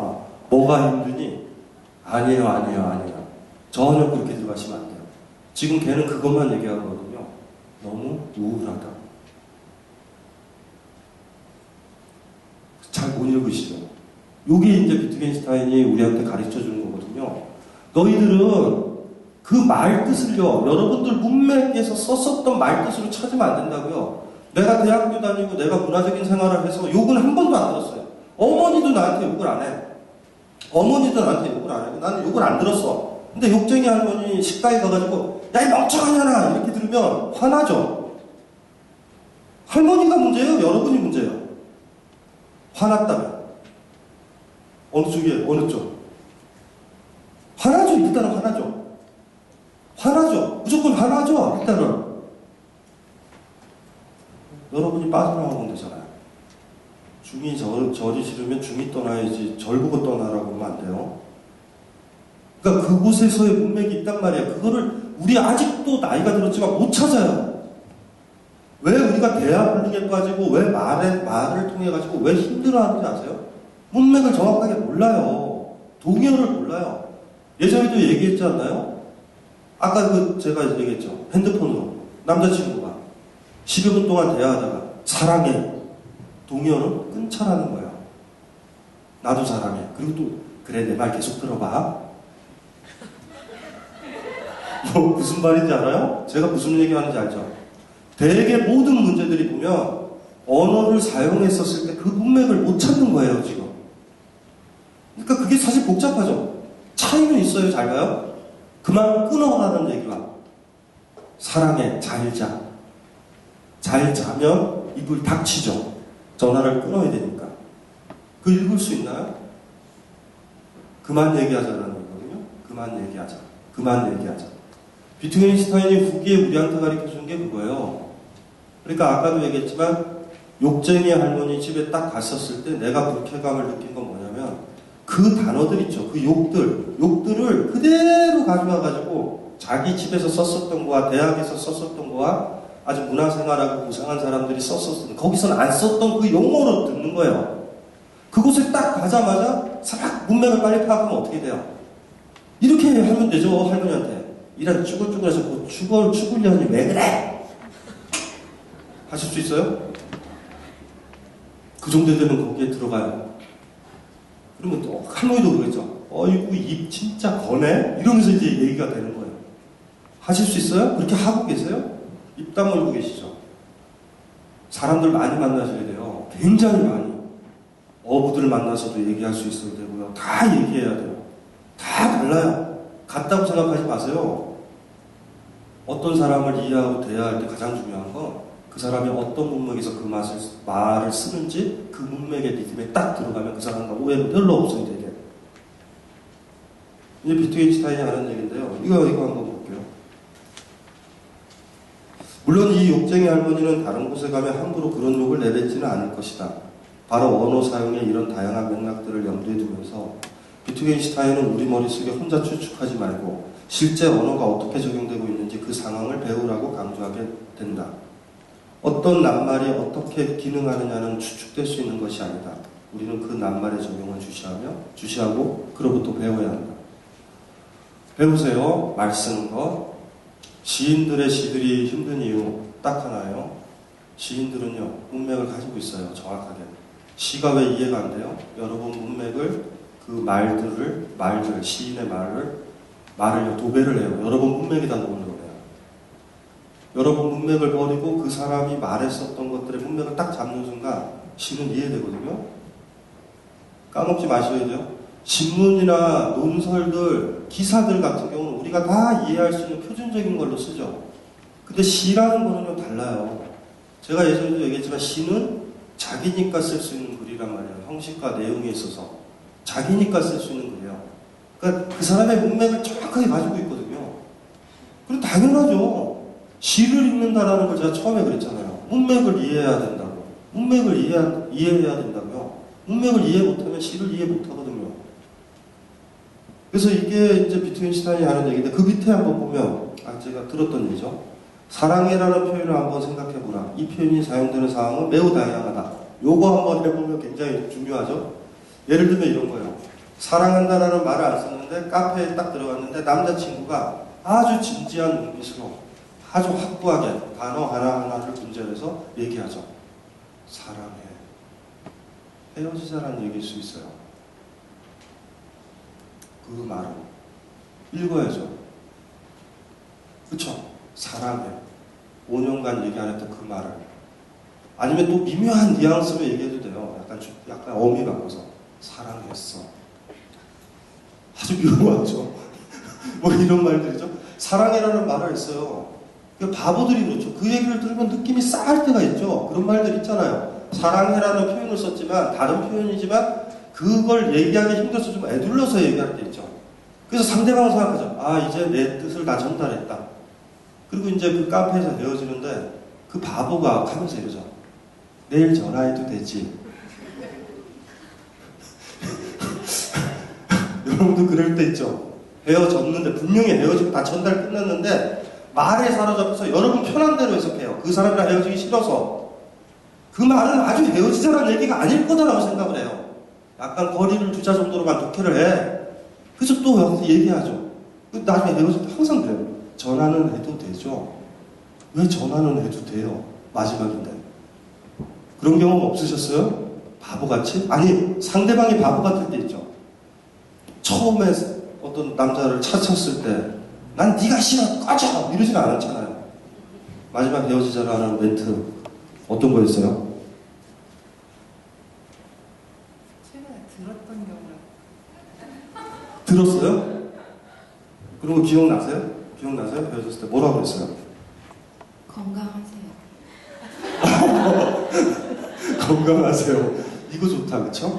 헤어지자라는 거예요. 이거 못 읽으면요, 병신 되는 거예요. 우리가 얼마나 병신처럼 사는지 아세요? 건강하세요라는 말에서 다 읽어야 돼요. 근데 그 말로는 안 되죠. 그 말만 또 건강하세요라는 말은 문맥에 들어가면 의미가 천차만별이죠. 지금 이 문맥에서 이렇게 얘기했잖아요. 이렇게 해서 나 없어도 거예요. 어쩌면 나 없어도 건강하세요. 사실 포인트는 건강하세요가 아니라 나 없어도 해요. 근데 나 없어도를 제거를 하고 얘기하죠. 건강하세요. 이럴 때도 있죠. 똑같지. 밥 잘 드세요. 식사 잘하세요. 식사 잘해서는 100%예요. 이제 너 밥 먹는 거 안 본다라는 얘기거든요. 식사 잘하세요. 그거 좋다. 그쵸? 헤어질 때. 그거 쓰세요. 밥. 꼬박꼬박 식사 챙겨 드세요. 그쵸. 그리고 딱 해서 그런 얘기를 들었을 때 기껏 한다는 게 너도 밥 잘 먹어. 전화해도 되지. 제가 지금 무슨 얘기하는지 알죠? 하나의 단어를 어떤 문장을 놓고 보면 하나면은 몰라요. 사실은 그 단어 하나면 모른다고요. 제가 아까 그랬잖아요. 여기 비유를 들었잖아요. 이렇게 했을 때 니르바나란 글자를 가리키는지 칠판을 가리키는지 모르지만 그 다음 흐름을 보면 빨리 알아야 돼요. 착각할 수도 있어요. 아, 선생님이 니르바나 가르쳤다. 참 하얗지 않아요? 이러면 그때 아는 거죠. 빨리 잡아야 되죠. 가르쳤던 게 뭔지. 그런데 처음 생각해요. 딱 가르쳤더니 니르바나란 글자만 여러분이 봤을 때 계속 제가 설명하는 거 이해를 못해요. 이걸 가르치고서 제가 설명하는 거. 누구의 문제예요? 여러분이 처음에 그 단어에 대해서 여러분이 생각했었던 문맥이 이거다라고 잘못 짚어버리면 끝나는 거예요. 그러니까 비트윈슈타인이 우리한테 소중한 얘기를 해주는 거예요. 사랑해라는 말도 수천 가지. 건강하세요. 식사 잘 챙겨 드세요. 그쵸. 아주 그 당혹스러운 말이죠. 산책 자주 하세요. 운동 좀 하세요. 라던가. 그쵸. 앞에 포인트는 앞이죠. 이제 나 없이도. 그쵸? 왜 건강하세요라고 그래요? 왜 그랬어요? 건강하세요는 왜요? 왜? 궁금해요. 헤어지는 마당에 그 사람 건강을 왜 챙겨줘요? 왜? 나이가 있으셔가지고 아니, 헤어지는 마당에 나이 생각을 왜 하셨어요? 사실은 그 단어를 쓰는 데 있어서도 나의 감정도 드러나는 거죠. 복잡하게 드러나는 거예요. 그러니까 비트겐슈타인이 우리한테 이끄는 건 그런 거예요. 이제 후기 철학으로 가면은 언어를 어떻게 쓰였는지 정확하게 봐야 된다라는 거예요. 나는 맨날 술이야라는 그 얘기를 제대로 읽을 수 없는 사회가 무서운 사회고, 만약에 그 단어를 못 읽었던 사람이 권력이 세버리면 우리는 그냥 압도당하는 거죠. 힘들어지는 거예요. 단어가 중요한 게 아니죠. 건강하라라는 말, 건강하세요. 또 기억나는 거 있어요? 헤어졌을 때? 멘트요. 뭐 누구 이렇게 헤어지는 마지막 멘트. 그만 만나? 뭐 저는 그냥 묻지도 따지도 않고. 기억나요? 있으세요? 건강하세요 말고도. 네? 내가 있었던 말인데 참 문학적이기도 하다. 이런 말 있잖아요. 헤어질 때. 상대방의 이야기 사뭇 힘든. 그런 거 없으세요? 그거 예쁘다, 그렇죠? 건강하세요. 자, 이제 궁금한 거죠? 상대방은 뭐라고 그래요? 아까 나왔는데요. 너도 밥 잘 먹고 다녀. 완전히 헤어진 거죠? 건강하세요. 너도 밥 잘 먹고 지내라. 안 만나겠다라고. 이제 내가 챙겨주지 않으니 네 혼자 챙겨라. 마지막 비겁한 거죠. 사실 헤어지고 나면 신경 쓰지 말아야 되는데 마지막에 무슨 애정 같은 아주 치사 인간이었을 때 그만 만나가 제일 좋거든요. 이제 남남이야? 끝? 이래야 되는데 서로 건강을 챙겨줘요. 죄책감을 벗어나기 위한 거죠. 그렇죠? 그렇죠. 나이 드신 그분을 버렸다라는 죄책감. 내가 챙겨줘야 되는데 미안하기도 하고. 그러니까 그것도 이제 복잡하게 읽을 수 있고요. 사랑이라는 표현하고 보자고요. 사랑이라는 표현 한번 생각해보자. 보라. 이 표현이 사용되는 상황은 매우 다양하다. 대표적으로 애인 사이에 또는 가족 사이에서 그리고 친구 사이에서도 자주 사용된다. 만약 직장 후배가 이 표현을 사용할 때 우리가 애인 사이의 경우에 사용되는 표현이라고만 생각한다면 곤란한 문제가 발생하게 될 것이다. 갑자기 상대방이 자신을 성적인 대상으로 생각한다고 느껴질 수 있으니까 말이다. 그렇지만 그는 사랑이라는 표현으로 단지 동료로서의 관심과 애정만을 표현할 수 있을 수도 있다. 사실 애인 사이에서도 사랑이라는 표현은 매우 다채롭게 사용되고 있다. 예를 들어 약속 시간에 너무 늦었을 때 미안해의 내용으로도 쓰여요. 사랑의 말. 그렇죠? 항상 이거 들었을 때 저도요라고는 하지 마세요. 저도요. 그러니까 막 늦게 왔을 때 사랑해 그런 거는 퉁치자라는 거예요. 더 이상 이거에 대해서 문제 삼지 말고 나의 사랑을 가지고 퉁쳐도 달라라는 거거든요. 키스하고 싶을 때도 그렇죠. 혹은 이별을 통보할 때도 이 말을 쓸 수 있어요. 우리는 이 표현을 동일하게 사용할 수 있다. 그런데 애인 중 한 사람이 이별을 염두에 두면서 이 말을 사용했음에도 불구하고 다른 상대방이 그 혹은 그녀가 키스를 원하는 표현으로 이해한다면 무척 난감한 일일 것이다. 그렇죠? 헤어지려고요. 헤어지려고 아니 이런 거예요. 건강하세요. 그랬더니 갑자기 그런 얘기를 들었던 그 나이 드신 그분이 갑자기 카페 의자에서 일어나더니 옆에서 팔굽혀펴기를 10개를 하는 거죠. 한마디 하시는 거예요. 나 건강해. 이런 거 난처하다, 그쵸? 굉장히 난처하죠. 못 읽으면 그렇게 되는 거예요. 비트겐슈타인이 우리를 이끄는 방향은 지금 그거예요. 언어, 개새끼라는 표현이 좋을 때가 있어요. 개새끼를 대용할 수는 없어요. 야, 이 개새끼야! 동의어 찾아보세요. 동의어 찾아보세요. 그 절절함. 이게 나를 배신한 남자한테 야, 이 개새끼야! 그럴 때 그 동의어. 야, 개와 같은 남자야. 뭐 이런 것도 아니에요. 제가 지금 얘기를 하는 거는요, 비트겐슈타인이 이제 항상 우리한테 얘기하는 거, 그 말을 썼었던 문맥을 잡아낼 수 있느냐, 없느냐. 못 잡아냈었을 때 갈등은 불가피하다라는 얘기를 하는 거예요. 제대로 못 읽었었을 때. 대부분 그럴 거예요. 제가 아까 처음에 트위터나 SNS를 안 한다고 그랬죠. 왜 안 하냐면, 이 통찰과 관련된 건데, 너무 짧아요. 문맥을 모르겠고요. 그 사람이 어떤 정도의 나이고 어떤 정도 사람인지 모르겠어요. 못 읽겠어요, 저는. 아주 감각적이에요, 표현들이. 저 철학하잖아요. 대응을 못 하겠는 거예요. 이게 전체적으로, 야, 강신주 개새끼야. 동료가 그걸 수도 있는데, 그러니까 젠틀하게 하는 거죠. 강신주 선생의 이 표현은 부적절해 보이고, 뭐 이렇게 됐을 때 제가 사실 그 얘기는요, 부드럽게 하면서, 야, 개새끼야, 난 너 니 글 싫어. 이런 건데, 동료가. 그러면 그 표현을 다음 책에서 바꾸도록 할게요. 달면 그 상대가 뭐라고 생각하겠어요? 제가 무슨 얘기 하는지 알죠?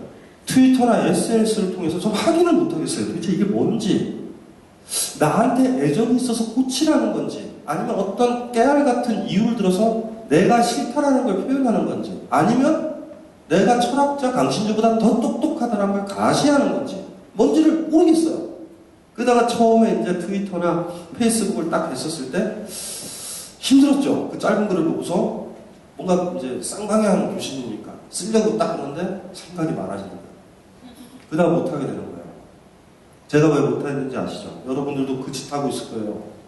SNS에 쓸데없이 댓글 달지 마세요. 함부로 얘기하잖아요. 지금 문맥도 모르는 걸 얘기하면 안 되죠? 문맥을 정확하게 모르고 못 읽었는데 대응을 하면 안 되는 거예요. 제가 그래가지고 SNS나 이런 것들이 너무 짧아요. 문맥이 날아가 버린다고. 도대체 무슨 맥락인지. 때때로는요, 그냥 나 싫구나! 이렇게 얘기하는 거면 대응할 필요도 없죠. 나 싫다는데 어떡해요? 조심하셔야 돼요. 우리가 가면 갈수록 SNS나 트위터의 영향을 더 많이 받고 있는 시절이어서 문맥이 지금 너무나 단순해지고 있어요. 너무나 많이 단순해지고 있고. 우리 최근에도 보면은 황상민 아저씨랑 김연아 같은 경우 보면 그걸 한번 쇼죠라는 그 문맥에서 읽으면 되거든요. 근데 김연아를 좋아하면은 한 번이라는 단어가 걸려요. 쇼를 한 번 한 거죠라는 표현은요. 그 전체 맥락이 쇼라는 거지. 그걸 이렇게 읽는다고요. 교생 실습을 한 번만 갔다고. 그래서 막 댓글 올라와요. 교생 실습 매일 다 갔다고. 가만히 보면서 이것도 뭐야. 그리고 만약에 한 번만 갔다라고 얘기를 해도 전체 문맥에서 그런 뜻은 아니거든요. 그렇게 이제 대응하면 안 되죠. 우리 사회의 남노함이 거기에 있어요. 그러니까 그게 소송이 들어가고 이런 문제들이 전혀 아니거든요, 사실은. 그러니까 그런 문제들이 또 생기잖아요. 그러니까 막 그게 막 서로를 막 부추기고 있고 갈등이 벌어지고 있는 이유들을 가만히 보면 제가 봤을 때는 그래요. 물론 이제 그 황상민 교수가 너무 강하게 사실을 얘기를 한 거죠. 강하게 얘기를 한 건 사실인데 그 감정에 걸린 건데 전체적으로 얘기한 거는 그런 뜻은 아니에요. 그러니까 예를 들면 김연아가 교생 실습을 간 거는 쇼 한 번 한 거죠를 한 번에 포커스를 줘서 이해되죠? 교생 실습을 한 번만 갔다. 그랬더니 진성고등학교 여학생들이 댓글 올리잖아요. 매일 나오신다. 이런 걸 서로 보면 마음이 아파요. 쇼를 한 번 했다를 못 읽어내는 사회다. 그러니까 그거는 되죠. 황상민이 나를 싫어하는구나. 김연아 쪽에서나 그러면 되는 거예요. 그냥 그 정도면 되는 거예요. 그러니까 차라리 대응을 그렇게 하는 게 낫죠. 왜 김연아를 이렇게? 이 동글동글한 새끼야. 이게 더 나아요. 그러니까 막 증거를 대는 거예요. 사실 교생실습 계속 갔던 사진도 올리고 막 그래요. 그래서 그게 아니잖아요. 그러니까 우리가 논쟁을 하거나 싸우고 그러더라도 포인트를 잃어버리는 게 그런 거예요. 그러니까 그 사람 얘기가 기본적으로 기분 나빠요. 나쁘면은 그 나쁨에 대해서 반응하려면 다른 식으로 해야 돼요. 문맥을 못 읽는다라는 것을 보여주면서 공격하면요. 제3자가 보면 이상해 보이죠. 그러니까 정확하게 그걸 읽는 거죠. 일단은 읽은 다음에 그 문맥까지도 읽은 다음에 대응을 하게 되면 황상민 교수를 궁지에 빠뜨릴 수도 있어요. 근데 이렇게 가끔가다 이렇게 이제 왔다 갔다 해가지고 아니 저 예전에 방송 갔다 황상민 교수한테 황상민 교수 굉장히 쫄았거든요 이번 걸로. 그래가지고 비하인드 스토리 얘기해 드릴까요? 네. 아 궁금하시기는 해요? 네. 황상민 교수가 책을 2권을 사인을 했는데 그걸 제가 봤어요. 한 권은 좀 구겨져 있는 책인데 아버지랑 친해요. 김연아 아버지랑. 그 김연아 아버지한테 드렸어요. 왜냐하면 김미아 씨랑 김연아 아버지가 친해요. 드려가지고 미안하다고 사과는 했는데 쪽팔려서 사과는 못하고 이런 가정이 있었거든요. 그러다가 황상민 교수가 여론이 보니까 자기 편이잖아요.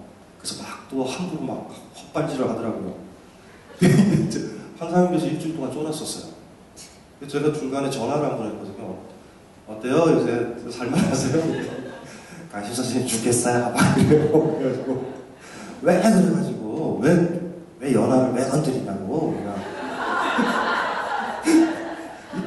이쁘잖냐고 왜 걔를 건드리냐고 쫄았다가 나중에 연원을 얻고서 막 그러는데 나중에는 너무 지나치게 나가요. 황상민 교수가 좀 지나치게 나왔어요. 많이. 그러니까 좀 오바를 좀 하더라고요. 많이. 어쨌든지 간에 요거를 한번 이제 이어서 한번 볼게요. 문맥에 대한 얘기. 뷰트겐슈타인의 주장은 사실 단순하기까지 하자. 동일한 언어라도 사용되는 맥락이 천차만별이라는 것. 그래서 한 가지 의미만을 고집한다면 우리 삶에는 많은 문제가 발생할 수밖에 없다는 것이다. 우리가 자신이 사용하고 있는 다양한 말들을 어떻게 사용해야 하는지를 잘 알고 있다. 우리는 예를 들어 한국어 문법책에 통달한 어떤 외국인을 만났다고 하자. 그는 당신에게 말한다. 당신은 죽도록 친절하군요. 이 말 우리는 무슨 말인지는 알죠. 무슨 말인지는 알아요. 이게 이렇게는 안 쓰이죠. 문법책은 왜 만드는 것 같아요? 외국인을 위해 만들어요. 문법책을 만들었다라는 건 외국인을 접했다라는 얘기예요. 모든 문법책의 특징은. 근데 문법책의 궁극적인 기준은 뭐냐면 우리죠. 죽도록 친절하거든요. 안 써요, 우리가. 그러니까 우리가 이 외국인한테 한 방 먹이는 거죠, 이렇게. 그 외국인이 왜 힘든지 아세요? 죽도록 친절하거든요. 우리는 듣죠, 무슨 말인지. 근데 우리는 한마디 하잖아요. 좌우지간 우리는 그렇게 안 써요. 안 쓴다고 그랬죠? 언제 써요, 우리는? 죽도록 사랑해. 이럴 때는 쓴단 말이에요. 이게 차이거든요. 우리가 외국인을 만났을 때, 여러분들이 미국 갔었을 때, 문법책이나 이런 것들을 보면 이 용례는 이 부사는 계속 써도 되지만 그 형용사에는 안 쓰는 것들이 있어요. 우리는 배우죠. 매우라는 뜻을 가지고 뚝뚝뚝뚝 있는데 그 말을 딱 쓰면 외국인이 고개를 갸우뚱하면서 좌우지가 그 말을 우리는 안 써요. 그래요. 그럼 끝이죠. 이건 뭘 얘기하는지 아세요? 언어의 의미는 문맥에 의해 결정돼요. 아시잖아요. 문법책을 그리 봐도 외국에 나가면 영문법책을 봐도 외국에서 자초해요. 좌우지간 거기서 그냥 사람들 쓰는 대로 배우는 게 제일 빨라요. 그냥 어쨌든. 그거랑 관련된 건데 한번 볼게요. 여러분은 아마 고개를 갸우뚱거릴 것이다. 물론 외국인의 이야기는 문법에 틀린 것은 아니다. 아마도 그는 죽도록 사랑이라는 표현을 배웠을 것이다. 그리고 죽도록이란 단어가 매우를 의미한다고 추정하게 되었다. 이 때문에 문형에만 맞으면 다른 동사 앞에 넣어서 사용하면 된다고 생각했을 것이다. 하지만 우리는 그 외국인에게 단호히 이야기할 수 있다. 무슨 말인지는 알겠지만 어쨌든 우리는 그렇게 말하지 않아. 그렇다면 우리는 죽도록 사랑이라는 표현은 타당하지만 죽도록 친절이라는 표현은 이상하다는 것을 어디로부터 알게 된 것일까? 그건 다름 아니라 우리가 우리나라에서 태어나서 모국어를 어린 시절부터 맹목적으로 배워왔기 때문이다. 그래서 철학적 탐구에서 비트겐슈타인은 수차례 강조했던 것이다. 내가 규칙을 따를 때 나는 선택하지 않는다. 나는 규칙을 맹목적으로 따른다고 말이다.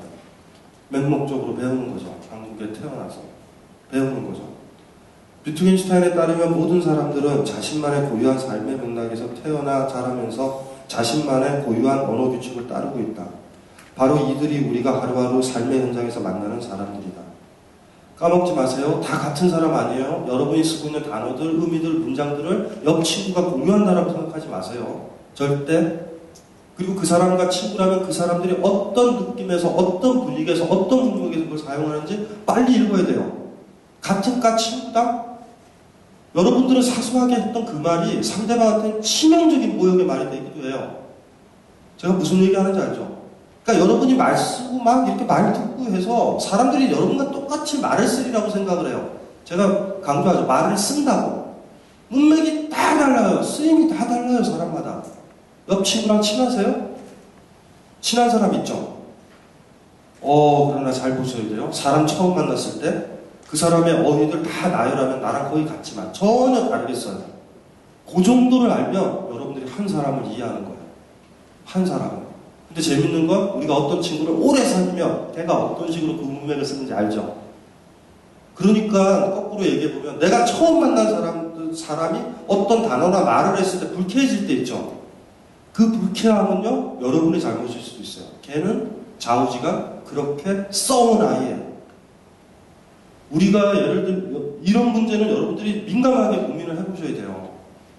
사람들이 나와 같이 언어를 쓰지 않아요. 절대로. 마음속에 항상 헤아려야 돼요. 그래서 저 사람이 딱 말을 할 때 말 말고 저 사람이 그 말한 다음에 어떤 식으로 행동하는지. 왜 저 할머니들이 그러잖아요. 꼬맹이들 만지면 볼 만지면서 아이고 이런 죽이고 싶을라 이런 거. 여러분들이 결혼했는데 시어머니가 그럼 뺏어요? 우리 아이를 죽일 건가요? 이해돼요? 제가 지금 무슨 얘기 하는지 알죠? 정확하게 그거 알아야 되거든요. 그러니까 비트윈슈타인한테 말할 수 없는 것, 말할 수 있는 것 생각이 많이 바뀐 거예요, 이제는. 미리 결정이 안 돼요. 들어가서 얘기를 하고 저 사람이 말할 때 여러분들이 실천적으로 할 거는 뭐냐면 그 사람이 말한 다음에 그 사람의 표정과 그 사람이 다음에 어떻게 차를 마시고 다음 행동이 뭐로 이어지는지 자세히 보셔야 돼요. 이렇게 가르쳤다고 그래가지고 바로 니르바나로 생각하지 말고요. 그걸로 의미가 결정난다 그러면 오해가 벌어지는 거죠. 딱 한 다음에 제가 움직이는 거. 나중에 보니까 이건 검은색이네요. 이럴 때 이거 흰칠판을 가르쳤다를 알잖아요. 사람들 말 딱 들었을 때요. 결정하지 마세요. 이건 이런 의미라고. 나를 모독한 거라고. 결정하지 말고요. 열어놔야 돼요. 그래서 그 사람이 어떻게 행동하고 어떤 표정을 짓고 나랑 어떤 관계를 맺는 10분, 20분, 30분간을 주목을 하면 그거 가지고 화냈던 여러분 자신이 얼마나 보잘것없었는지를 알아요. 그걸 배워야지 여러분들이 어떻게 되냐면 지방에 가서 못 배운 사람이나 저 구석탱이에서 다른 일을 했던 사람들이나 오만 사람들을 만났을 때 대화가 돼요. 왜 나처럼 안 배웠니? 나처럼 왜 언어를 안 쓰지? 이렇게 들어가면 안 되니까 그거 좀 조심하시고요. 비트윈슈타인이 가르쳐줬던 거 알아. 말을 들은 다음에 그 사람이 어떻게 행동하고 어떤 식으로 움직이는지 예의주시할 것. 예를 들면 아까 욕쟁이 할머니가 에이 멍청한 년아 이랬는데 음식을 안 준다면 이거 좀 문제는 다르죠. 진짜 나를 욕하는 거예요 지금. 너는 먹을 가치도 없다요. 그런데 맛있는 음식을 갖다 주면 이거는 이거구나. 잡히죠. 미리 결정하지 마세요. 미리 결정하는 사람들이 검열을 한단 말이야. 단어는 이 뜻만 있어. 건강해 하는 거는 건강해라 라는 말은 뭐예요? 몸이 튼튼하기를 바래 라는 뜻만 있는 게 아니라는 거 알았죠? 이분은 쓰시잖아요. 이분은 매번 써요. 남자랑 헤어질 때. 건강하세요. 건강하세요. 건강하세요. 그거 읽어야 되죠. 저분이 건강하세요 할 때 제가 이렇게 대응하는 거예요. 저도 나름 중요한 남자니까. 그렇지 않아도 요새 최근에 홍삼을 먹고 있어. 우리 내일 여행 가자. 그럼 그렇게 제가 나오면 어떻게 할 거예요? 갑갑하죠? 건강하라고 그랬으면 건강해야죠. 왜 같이 여행을 가? 그거 잡아야 돼요. 그거 못 잡아서 벌어지는 문제예요. 아이와의 대화, 남편, 아내, 친구와의 대화, 오만 대화들과 트위터상 오만 블로그 활동들, 여러분의 비판, 감정이 상하고 하는 것들이 자세히 보셔야 돼요. 유화론적으로 대응하면 안 돼요. 무슨 소리인지 아시죠? 여러분이 김연아를 좋아한다라고 해도 문맥을 모르는 식으로 공격하면요. 제 3자가 보면 여러분들이 김연아를 도와주는 게 아니라 김연아는 자기가 좋아하는 사람을 엿먹이는 결과가 나와요. 김연아가 말릴 수도 있어. 제발 좀 나대지 마세요. 저를 도와주는 게 그럴 때 있죠. 저도 가끔 그런 걸 빠지거든요. 제가 침묵하고 있는데 제 독자라는 사람들이 강신주 선생님 뜻은 그런 뜻이 아니야. 뭐 이런 거 올려요. 제가 메일 보냈어요. 네가 말하는 뜻도 내 뜻이 아니야. 그래도 모르고 저를 공격했던 사람도 모를 때 문맥 모르고 들어오면 제가 선택할 수 있는 방법은 침묵. 대응해도 안 돼요. 아예 저를 이해 안 하려고 작정한 사람한테 일체의 말이 통용이 안 돼서 입 닥치고 잠수. 가만히 있기. 문맥을 모르는 사람은요, 나보다 어린 사람이기 때문에 맞춰주질 못해요, 제가. 그저 시간이 지나서 기다려야 돼요. 내가 무슨 뜻에서 그 말을 했는지 알 때까지. 인내. 그런 거를 사실은 많이 겪거든요. 어쨌든지 간에 이거 한번 볼게요. 언어와 문화가 완전히 다른 외국인들을 만날 때는 그래도 상황은 좋은 편이다. 우리는 외국인들이 그들만의 삶과 삶의 규칙에 따라 이야기하고 있다는 것을 쉽게 알 수 있기 때문이다. 요거는 쉽죠. 외국인들이 이렇게 남녀 사이에 아주 그러니까 편하게 스킨십 할 때, 그쵸. 우리나라 남자가 스킨십 편하게 하면 좀 짜증나죠. 우리나라에서의 스킨십은 의미가 다르죠. 그러니까 직장 가 있는데 직장 상사가 어깨를 탁 두르는 거예요. 그랬더니 다시 친한 척. 우리는 성추행이에요. 근데 외국은 성추행이 아닐 수가 있어요, 이게. 이게 이제 복잡해지는 거예요. 좌우지간 어깨 잡지 마. 그냥 다 죽여버릴 거야. 이러면요. 여러분 혼자 살아야 돼요, 그냥. 우리 초창기 때 얼마나 힘들었어요. 그러니까 외국 사람들이, 그러니까 표현의 양식이 다르죠. 외국에서의 키스의 의미와 우리나라에서의 키스의 의미. 20년 전에 진짜 달랐어요. 지금은 비슷하다. 남자친구랑 키스하면, 어떤 남자랑 키스하면 결혼해야 돼요? 우리 선배들은 결혼했어요, 여자 선배들은. 84학번들. 보통 이제 키스를 하게 되면 심각한 표정을 지으면서 얘기하죠. 그 남자랑 결혼해야 될 것 같다. 와, 난리죠. 옛날에 어디 가서 하룻밤만 자도 결혼했었거든요. 지금은 안 하잖아요. 결혼의 의미는 아니잖아요. 옛날에는 그래서 어떤 여자가 하룻밤 여행 가서 자는 걸 허락하면 이 여자랑 결혼하는 거예요. 그래가지고 옛날에 선배들이 항상 그랬잖아요. 춘천. 배 끊기는 춘천이거든요. 배 끊기는 춘천 아세요? 수량각댐에서 그 배로 딱 가요. 가보면 배가 끊긴단 말이에요. 그럼 거기서 자야 되잖아. 아, 그래. 꼭 그런 거 같아요. 지금도 그러나요? 춘천 가봤어요? 남자친구랑? 가봤어요? 배 끊겼어요? 아침에 가서 일찍 나왔어요? 옛날에는 그랬거든요. 그리고 그걸 알고 있는 여자가 따라갔다 그러면 사랑하는 거야. 그럼 둘이서 또 결혼을 해요. 나중에. 그러니까 그때 그 제스처는 또 다르죠. 언어만이 아니죠. 침묵도 문맥이 있죠. 어떤 사람이 내가 얘기를 했는데 침묵은요, 극단적인 거예요. 이거 진짜 잘 읽어야 돼요. 완전한 절대 긍정일 수도 있고요. 완전한 개무시일 수도 있어요. 키스해도 돼? 라는 말을 했었을 때 상대방이 침묵한다. 요거 잘 읽어야 돼요. 요거 잘 읽어야 돼요. 요거 잘 읽어야 돼요. 왜냐하면 인간은 언어를 사용하는 순간 침묵도 하나의 언어가 됐거든요. 침묵도 언어죠. 우리도 침묵이 하나의 언어예요. 침묵도 잘 읽어야 돼요. 침묵 잘 쓰면 돼요.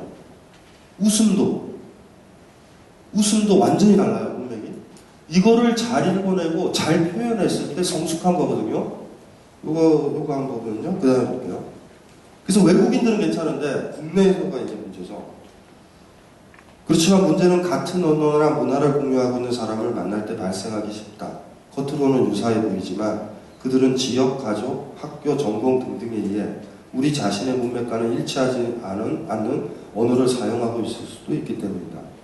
욕쟁이 할머니의 식당에 느끼기 쉬운 불쾌감이나 거부감을 반복하지 않으려면 우리는 자신과 대화하는 사람이 어떤 삶의 문맥을 가지고 이야기하고 있는지 섬세하게 읽어내야만 한다.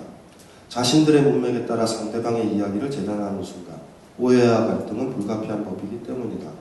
바로 이것을 말하려고 비트겐슈타인은 마치 신처럼 다시 캠브리지로 돌아왔던 것이다.